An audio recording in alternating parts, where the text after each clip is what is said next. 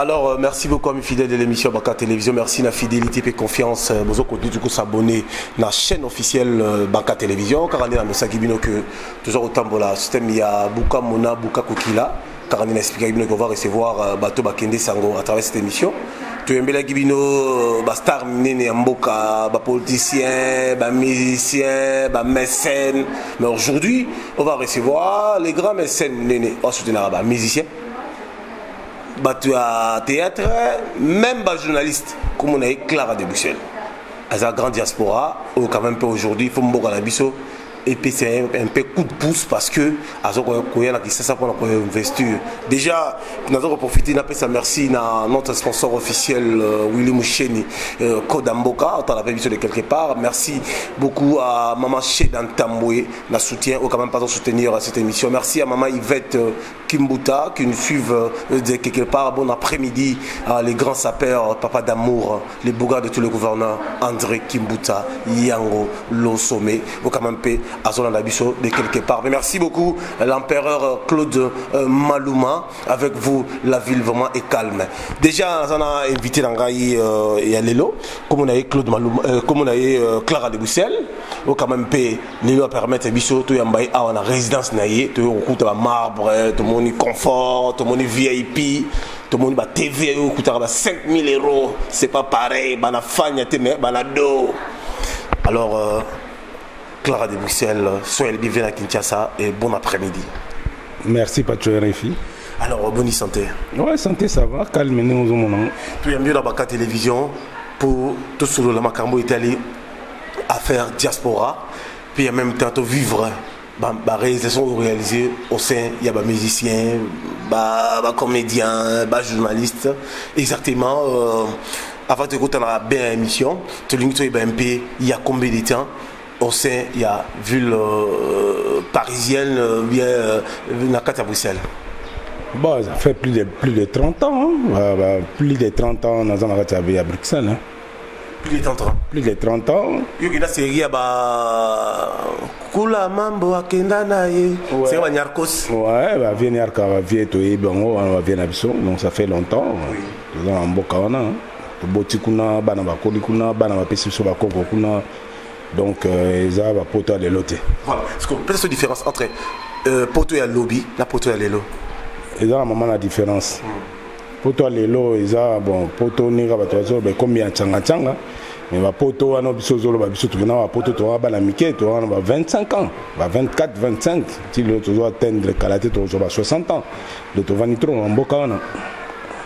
Mais est-ce que Napoto, les autres moni, la Congo, ils vivre dans l'ignorance? Ils préfèrent vendre à la maison, il y a bango et la famille, pour qu'il y ait une vie à niveau de Poto. Est-ce que c'est le moment ou bien que selon vous, vous préférez vivre dans l'Afrique ou bien que nous soyons vivre en Europe? Vie partout, Rose doit vivre partout. Batumso bazana ba bonga pe na Afrique, bamso ba bonga pe na Poto. Vie partout, on gagne vino partout. Ben pour nangai na lelo pena kelem so na oteka bien biloko parents pour ya na Poto, c'est pas la peine parce que luka pe awa parce que lelo eza na opportunité te occasion to zalaka nango ndenge Poto ezalaka lelo za bongoti. Lelo comment vraiment est un peu difficile parce que on vend après 10 ans 15 ans pour zalaka mukanda non été. Mais oui. Est-ce que le Poto ko fanda na sans papier est-ce que revivre? Ou bien des conditions de vivre là? Oui, rose à sans papier revivre là. Ce qu'on appelle vie, auquel on a vie sociale. Rose à sans papier, on vivre parce que là, on monde la longa ni tinzala. On va relier ça, on pamba, on bilamba, on pamba. On la longa tout. On est là où tu as compté ce qu'on est al quitter avant l'écolo pour terre, tu as pollué. Banzala, bilamba, on est là dépassé ma moine. Alors rose à candidat, pourquoi pas vivre? Tout ça, tu vas vivre mais bien, va lire bien, ça est bien. Mais Clara de Bruxelles, il va pas comme dans la ville Poto, où il est sans famille, au bandit comme dans la Yomoko, où là la peine de suspect dans Ndakwapoa. Non, on arrive à bon côté, pas plus tant que Komaga Poto, na Batangwana, na Zoé Biso qui n'a sali plus de 30 ans. Batangwana, ils avaient bon côté. Natangwana va vous en charge très bien, tout ça là. Les équipes n'ont bon côté. Et pour mon Congola, là, les bandas c'est un peu difficile. Congola, voilà, les bandas t'es pas c'est osé belé. tosolaka bien mpe toza uni mama bakolala balibanda peut-être na bekolo mosusu mais na congolais non ça passe pas congolais ça veut dire communauté congolaise baza pena la solidarité baza na solidarité pour congolais yambaka ne kaka mutu même awa na Kinshasa même awa na Congo omona te toyambaka congolais mpona koyamba mutu mpona kopesa mutu confiance azwaka tante congolais akopesa confiance bokutani kaka sikoyo bosololi apesi yo confiance donc en tout cas pour la congolais pour la communauté on est soudés. Alors, bon après-midi à Kabo Moulouba, qui nous suivent à Bruxelles, Angèle Moulangana, les Laoneni, na Washington, Nicole Nikas, na Londres, Nakati à Manchester, donc je peux motiver la double ingénieur, Rémi Katumba qui nous suivent de quelque part. Merci à Pape Thiomo Kendi, la patoche, à Christelle Ngoma, la patronne qui nous suivent à Bruxelles. Na bébé na biso, soyez les bienvenus na Mboka, la biso ya Mboka, Oya Mokili, comme on est bébé, patoche. Alors, Claire de Bruxelles, toujours qu'on a la carte de toujours social. Mais on voit la poto, Mundela sécurisé Nyoson. Ils à la Libaya, ils à la côté banque, ils à la côté il y a bien un mango il y a. On va expliquer ce mango c'est quoi? Bon, voilà. Bon, biloko na bo yo kaozo tunanga eza biloko moko ezali ba centre moko pour na accompagner mutu baza na difficulté ya komisika azala assister à cause de soins médicaux, à assister à mon lipa, moi quelque chose à manger pour s'en sortir. Donc les gens on va essayer là plein là-bas. C'est comme ça. Alors tu continues à moi quelques divers. Est-ce que Claire de Bruxelles, pour dire mon Firenze, on a toujours na top. Félicien papa il m'a confirmé ou bien yo lingaki sap depuis bon mois. Non, biso on bilamba za on bandi lelo te on bilamba eza makambu na rolo belango même pas normalement ndenga na za na rolo belango te et pesara mieux batu balobela yo soko mo loba yo moko c'est pas la peine mais mama bilamba za biso médecin na ngoto uti na depuis ba Kinshasa biso tout en bilamba to la tana bilamba to zaina ba Kapangala ba Robert Kapangala le vrai Kapangala Robert Kapangala. Voilà, bah mis au col na bango, bah voisin classe, on est déjà maman bilamba, on était ensemble, on a bilamba boti de lobo. Na la taraté pour na batume, na préférera na na propre et tout. Voilà, donc on a là un peu na concurrence et puis na mitsa un peu na ramba sa perte. Mais bateau bah la taraba ebi que non, on a za couru na maman et bien. Attends que couru, est-ce que ce sont déjà formés? Écoutez bien 5 000 €. Bon, bah folie on a les autres salongote mais avant à l'époque tout ça bah folie on a ya bajar on a mais na lelo je ne peux pas na ro salongote na lelo na ro salongote mais tout ça bah bilamba pesa coûter hein bilamba est cher oui on achète hein son bah blouson ils avaient na batalo likolo mais na lelo non na lelo je peux pas faire ça. Bana poto mokili mobimba bota la pebiso ou azoko somba ba blouson plus de 35 000 € le roi la Patrick Meka. Papa, tika s'il te plaît, tika, au sambrier, on Claire de Bruxelles, tu sais, on a faire ni mais ils sont solo là, poche à Bombay, les labus en foot en héros, doyo, en foot habituel les lots en héros, balafania, télé na carré. Alors Claire de Bruxelles, la minute où banzé le bâton la bicho parce que Michel a très suivi, la maman bâton la bicho makasi, même la Suisse. Na pesi mbote belé na Richmond Hans le seul ou Aden Moulamba Bouli on de la l'école protège Robin et le gâteau Rajongoma le métier média SFR Batati Wabela Zepekeno Bamatie Mbumba Batala Biso Batabu Fatou top modèle Bazola na Pebiso Bazaï na mwana mvoma o ale milieu mikolo siko tolunzo basiko elo uniezo ningi sa poto na mi parce que toki musique na bino et frappé association Nabino et frappé et batabu fatou et frappé et bata Suisse vas-y ramporo kuna et frappé et bata Londres kuna kota bienvenue bobanza ce que tonto ba secret zanini yo attaque fondateur et association ou kangi bana royaume de Bruxelles association bana poto la bibiso association mon comme lango association du royaume de Bruxelles ça veut dire que ils ont frappé ça veut dire que vous avez un problème. Sera président le but causé de 5 euros, 350. Ça veut dire que Bino Bocha 50, mais bon, 350. Ça veut dire que la pote Boza va s'embrayer, mais on est déjà frappé. C'est crétin. Ben, la jolie idée à l'association Bana Royaume, parce qu'on a constaté que tous les poteaux, tous à l'étranger, ils ont beaucoup de choses. Tous les bandas.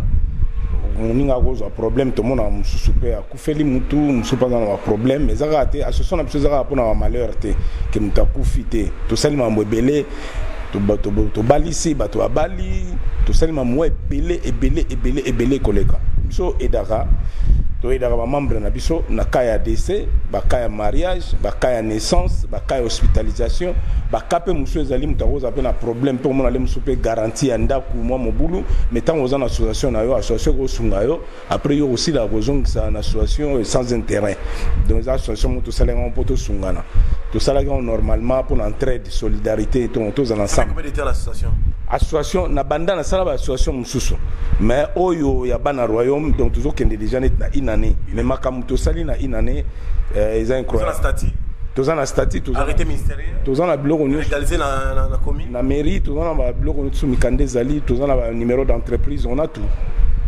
toza pe na siège na biso eza na taverne Zanzibar na Laken epai ya mama pasa. Alors bana poto bazotala pe biso dernièrement na mbaki association mine ya bana Irlande ezaki dirigé par DJ Arnaud par exemple ça va donner un homme de VR na kati ya Kingabwa. Puis merci à Mireille Konde Caviar au quand même patindaki 3500 €.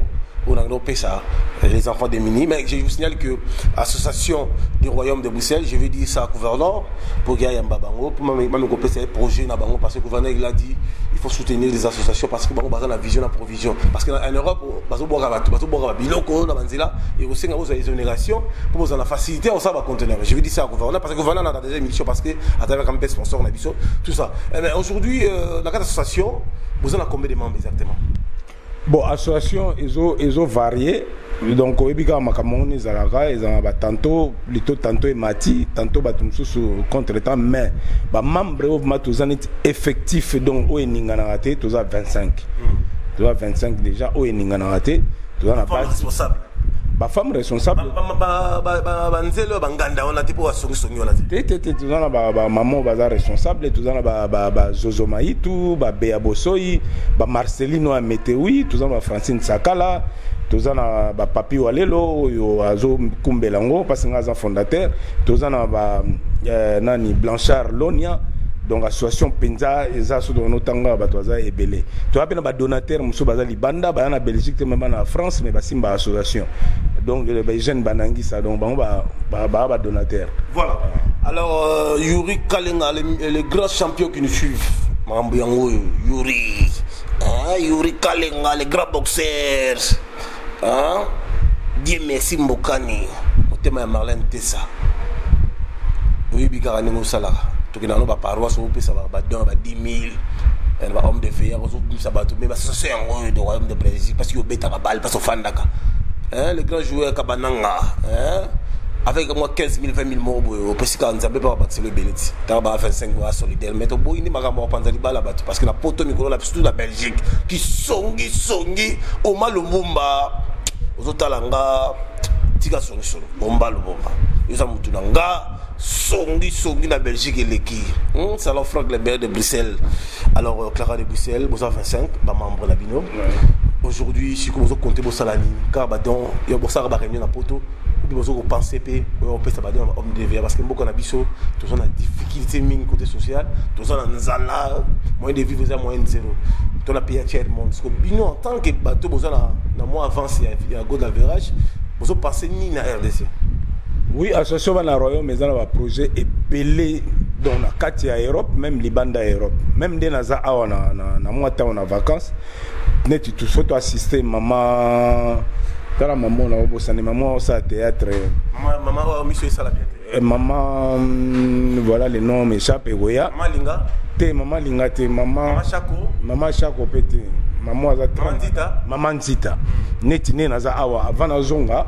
Nous obligés tout le monde à maman Zita pour me recevoir maman là pour maman là c'est plus ça tout temps tous arabes la miké dans le théâtre tous appels na projet à ko sunga ba avec les nabiso oya awa na Congo parce que ba na problème ya ba monture na ba kan na bango tous appels to sunga pe côté wana to c'est mon t-shirt d'aminoté mais non kalate ngana yé neti éclaireur na yotala makamoni ezali mais tozozonga association bonga matoya na ba quelques membres ozala o yamba biso o mona ba œuvre to ça na kati ya ki gouvernement pa yamba ki ba ma théâtre elle a aussi fait décider au gouverneur et puis un rapport. Non, je vais faire retour aussi sur l'action sociale au gouverneur à un bango mais ne peut pas boyer donc c'est un peu un peu la solidarité parce que dernièrement gouverneur na même qui ba on a biso mo ba à Londres parce que l'association na bango gouverneur a même bango a payé bango enveloppe à $20 et comme il bande ba comme ko bunda o te ngam benga ki ngam na salaki boy ngala salaki boy boti rankine panzani mais siko bino tellement boza ini et là on yebisa la bateau ba otala pe biso ba donateur no ba Cardozo mwamba bateau batala ba mbongo loko ba lika chamala ba kansebu bala ba million ba mbongo so ba mbongo sa ba mokusa ba ko pesa pe na association est-ce que là on yebisa la bango assurance ni on pesa ba partenaire bi na ba otala pe biso. Non, association aux autres déjà association zélo aux autres associés bah tu vois association ça y a montuté ils rappellent à montumoroté donc association zélo donc né ba belge ba loba na ni na bango c'est l'union qui fait la force donc biso tout ça soudé pour tout ça la force to kangama pour tout ça la force bon association ça a besoin somme d'un sur association après on a toujours association ceux qui donateur azali na biso tout ça ba biso ba na France tout ça na jeune banangi ça a grand donateur na biso a sunga biso ba toaze belé na ona otanga ba kombote oyo ba papa maman dit au sunga théâtre ba aveugle et encore ba projet tozuta là ningezali parce que to lobité to za na makoki to sa nion surtout ou bien na lo ba n'importe quoi pour naza awa na plateau na ono donc to za ba to bandi yango na démarrage na biso maman dit des exceptions parce que elle est vraiment malade elle est gravement malade la maman et on tu assister tout comme to assister pe ba to mususu mais to za na problème avec les namso ba na problème à moture na ba kan et on to ça to en collaboration na Belgique na ba association mususu za kuna na Belgique pour na ko sunga avec les nabiso au bazar na kati ya République démocratique du Congo donc to sungana avec les to sala ma mobile au salama la siège pe au salama ma mobile au salama mais nous on est apolitique donc les associations ka ko esangisi batu pour na vidéo Bokechu osalanga vidéo te parce que Bokechu aza pire petit na ngala zane to zane bien to vana na Belgique za bien yazana makamuna ngana makamuna yaza musicien ngana za musicien ngana mutu ya nasana makamuna mususu bon voilà donc Bokechu nga ezama biso ezama mususu za association mais c'est mon frère oh tous en ensemble oh il y a peine à Belgique à Kuta biso na Belgique tous en est bien tout ça bon voilà c'est tout oh Italie m'a ramené mususu on a un problème là voilà. Alors merci beaucoup l'association Royaume de Belgique membre merci membre na biso la biso na niveau ya poto ozola na biso na Kinshasa Papi wa Lelo Zozo Maitou Beabo Soyi Francine Tankala qui nous suivent Marceline Météo la biso na Blanchard Lonia parce qu'on a biso en direct de Bruxelles bonne chance l'association des Royaumes de Belgique non je préfère que na mon logo na bino puis na t-shirt c'est pour promouvoir que ils ont reconnu na niveau de la commune na merci beaucoup à ministre Godard Motemona à ancien de Bruxelles quand même pays membre de la diaspora il s'occupe il va faire ça appui ça l'a bien merci à Amanda la Guichesse qui nous suit na Luxembourg.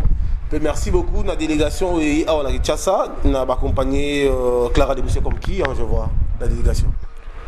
Non, mais normalement, on a une délégation témoin à part. Tu as madame, tu as une grande fille, Laure, na Kevin, Laure Ganga. Laure Ganga. Oui, Laure Ganga. Ngamo Clara Ganga. Donc, moi aussi. Tu as Penaye, tu as Penaye Mobali. Donc, voilà, donc, raison absolue, on a tous en acquis. Alors la PC héritier du trône, il y a Imoko Clara de Bruxelles, héritier du trône Ganga, Bamboté, et bon après-midi alors Ganga avec elle, la ville est calme vraiment. Balbi est sur monier 500 €, Pamba, il y a plein de dollars, euros, donc c'est pas pareil, il y a d'autres solo là. Parce que relation avec les musiciens, c'est une relation bien avec les musiciens tout. Kobanda na likolo kobanda na ngana sola na bana osona misenyo surtout kobanda même toke même na ok jazz okiti ba vie nanga ba Joski so talibé ba dédicace nga lelo te le banda kala toke ba redi kutu na parlons pas là c'est un ami frère penda voilà tous en ba JB ba wera ba on a tout bon par respect bon ba petit frère nanga mais bon pour nous respecter ba on t'a ça dépassé 50 ans donc moi le ba qui petit mais bango ba yebi même biso to soutenanga bango tant ba yaka na poto donc tous ala wana jiba yebi wera yebi naza bien na mission sur le général de FAO wana za muta famille ba yogo ba dido yogo no tout wana ba yemela me banzema mibimba ba yogo ba de FAO bon naza bien na ba musicien presque nyonso ya Congo donc tous en bango bien à part ka musicien mo mais longtemps en Congo ensemble yende bon là ça passe pas. Alors Badego Batali Pébition Mokola Lelo et là on va retenir comme conclusion parce que cette émission dans la grande audience bah autant la mission en Autriche et pour moi chez Dantamboué qui nous suivent on a passé bah Mbotebele j'ai salué encore Angèle Moulin à Washington tous les Londres dans San Francisco on voit Eva Chimanga qui nous suivent conclusion Zanina Nengto sur le Mokola Lelo. Bon, na sepeli pacho na sepeli ningo ye kota la biso ningo ya biso ningo pe biso tanto to mega vous s'exprimer muke surtout na obeta c'était pour na association Bana Royaume parce que ba association ezanango mais Bana Royaume c'est une famille soudée et on a osenga donc tous a toujours soudé pour tout ça maman minene pour tout ça na mambo belé to sala net na fin de l'année au tout ça na mobange na soirée maman na soirée non aux à Bruxelles non non toujours place T na Madouté même pas non toujours paye place au Tchangoté mais aux à la carte à Bruxelles et au ben ça va association belé ou Allemagne Hollande ba Suisse ba France ba association belé to kutana aux à maman na soirée ya mobange o ezalate ya onde Bana Royaume ba osala na concordance ben wana toye bandenge comité au solo là surtout aux alandenge ni surtout aux andenge ni ndena biso tozana ba mama o ba décidera tozana ba Bea Bosoyi ba Zozomayi to ba Francine Tsakala ba Marceline ya Metewi bango nde ba maman ba zo kumbela pe no bika ba maman to ba mama c'est pas pareil c'est pas pareil le ba voilà donc maman to ba mama pe na makamongo donc bango to oye bande ne oleka mais na osengande na oyo bayebi nanu te ke association Bana Royaume ezali pozo sunga na kotanga te mambo esali parce que balobi so gauche et si droite bate mais sali mambo belé na kati ya Bruxelles tout sali mambo belé na moins de temps donc les associations ouais les associations sona mina remercier na remercier kaka ba to tozana bango ba bijou mobunga na remercier ba Bosco Boblé na remercier baza belé parce que comme vie otanga te baza ebelé moyen na expliquer ça te ba Shiro Chamala ba petit nanga bomba Lumumba baza ebelé ba Star Leta baza ebelé ya ebelé. Alors président avec votre honneur non, je préfère que vous sa numéro à WhatsApp où on peut mettre parce qu'il y a même des autorités qui nous suivent bah reçoit le texte message à travers Bango mais non c'est qu'on a non il est déjà marié laissez-lui tranquille parce qu'il est déjà marié maman la bisopé comme on l'a dit ah maman la bisopé maman Berthe maman Olive Sarah Thierry maman Berthe a beau sur moi qui toko ah Lord Kanga sur mon Lord la habité ça la fan ya tibe ça la do c'est rolo pamba alors numéro de contact numéro de contact dans il y a Bruxelles il y a Bruxelles numéro de contact dans les 0465 29 68 96 voilà pour WhatsApp est 0492 26 46 91 voilà. Alors c'était Clara de Bruxelles, la micro, il n'y a pas de RFI, en tant que grand journaliste, l'avoir autorisé à Kinshasa. Puis merci beaucoup d'avoir commenté la bisou belé parce que vous avez informé belé. Bon continuer à commenter. Mais commenter je peux faire qu'il y a ça polémique parce qu'il y a beaucoup de gens qui commencent à voir au finger, non. Ici on n'a pas fait de polémique, on a parlé seulement des réalisations où l'Italie magama développement et mboka. Puis dans la ministre il y a plan paix social, bah idée à boyer. Hein bataboye exonération fêlée. Hein bablo ko boka la matela ba boka kuna. Ba ko la matela ngwa. Les gens qui ont bilanga des hectares dans la Sangul. Ce qu'on fait sur l'association. trois tracteurs, moi je pense que gouverneur d'Abisso à Bogar, moi on appelle l'association. Bon été, parce que c'est une façon filée. Bon il est dans le cas, d'être na Turquie, Tidia Noir, côté sur la émission. Merci na Olivier na caméra. Autour de la guerre à 40 à 45. À bientôt tous à la barriche quoi. Merci beaucoup et à très bientôt. Bye.